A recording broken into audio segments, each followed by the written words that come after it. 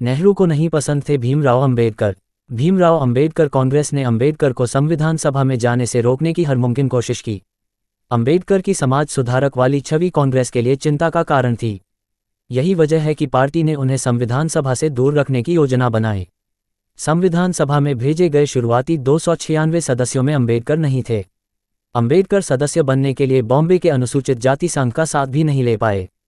उस समय के बॉम्बे के मुख्यमंत्री बीजी खेर ने पटेल के कहने पर सुनिश्चित किया कि अंबेडकर 296 सदस्यीय निकाय के लिए न चुने जाएं, तो इसलिए आरक्षण के हिमायती थे अंबेडकर। जोगेंद्रनाथ मंडल और मुस्लिम लीग का समर्थन जब वो बॉम्बे में असफल रहे तो उनकी मदद को बंगाल के दलित नेता जोगेंद्रनाथ मंडल सामने आए।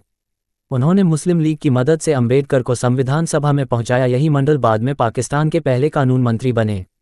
यह अलग कहानी है कि 1950 में वो पाकिस्तान छोड़ भारत आ गए। उधर अंबेडकर को संविधान सभा में जाने से पहले कुछ और बाधाएं पार करनी पड़ी। महात्मा गांधी हिंदू बहुल होने के बाद भी 4 जिले पाकिस्तान को सौंपे। जिन जिलों के वोटों से अंबेडकर संविधान सभा में पहुंचे थे वो हिंदू बहुल होने के बावजूद पूर्वी पाकिस्तान का हिस्सा बन गए। नतीजतन अंबेडकर पाकिस्तान की संविधान सभा के सदस्य बन गए। भारतीय संविधान सभा की उनकी सदस्यता रद्द कर दी गई। पाकिस्तान बनने के बाद भारत में रहे बंगाल के हिस्सों में से दोबारा संविधान सभा के सदस्य चुने गए। जवाहरलाल नेहरू और भीमराव अंबेडकर जब कहीं से उम्मीद नहीं बची तो अंबेडकर ने धमकी दी कि वो संविधान को स्वीकार नहीं करेंगे और इसे राजनीतिक मुद्दा बनाएंगे। कहा जाता है कि इसके बाद ही कांग्रेस आलाकमान ने उन्हें जगह देने का फैसला किया।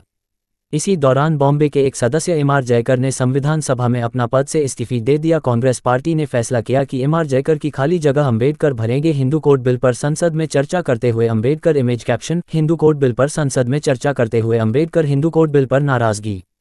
जब अंबेडकर ने सितंबर 1951 में कैबिनेट से इस्तीफा देते हुए विस्तार से अपने इस्तीफे के कारण गिनाए। वो सरकार के अनुसूचित जातियों की उपेक्षा से नाराज थे। आखिरकार वो चीज़ जिसने उन्हें इस्तीफे के लिए बाध्य किया वो था हिंदू कोड बिल के साथ सरकार का बर्ताव।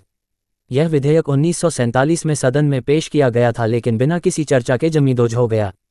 उनका मानना था कि यह इस देश की विधायिका का किया सबसे बड़ा सामाजिक सुधार होता। अंबेडकर ने कहा कि प्रधानमंत्री के आश्वासन के बावजूद ये बिल संसद में गिरा दिया गया। अपने भाषण के अंत में उन्होंने कहा, अगर मुझे यह नहीं लगता कि प्रधानमंत्री के वादे और काम के बीच अंतर होना चाहिए तो निश्चित ही गलती मेरी नहीं है।